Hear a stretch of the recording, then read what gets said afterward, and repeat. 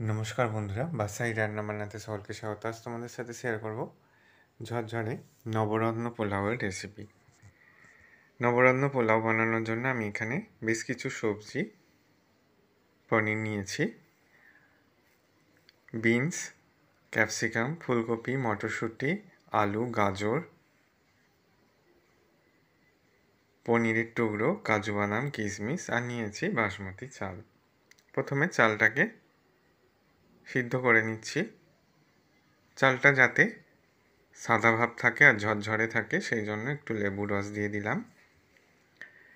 চালটাকে আমি 80% মতো সিদ্ধ করে নিয়েছি। এরপর ভালো করে জল ঝরিয়ে নেব চালটা থেকে। এরপর ওভেনে কড়াই বসিয়ে দিয়ে দিয়েছি সাদা তেল আর 1 চামচ মতো ঘি, একটা তেজপাতা, দারচিনি আর এলাচ দিয়ে দিলাম। এরপর প্রথমে দিয়ে দিলাম ফুলকপি টুকরোগুলোকে।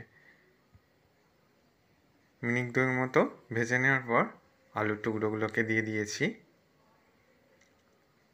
এরপর গাজরের টুকরোগুলো দিয়ে দিলাম। দিয়ে দিলাম বিনস আর ক্যাপসিকামের টুকরো।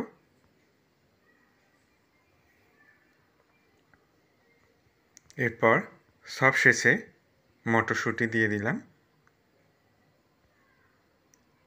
সমস্ত সবজিগুলোকে আমি ভালো করে ভেজে নিয়েছি। এবার যে ভাতটাকে রেডি করে রেখেছিলাম 80% সিদ্ধ করে, সেটাকে দিয়ে দিলাম।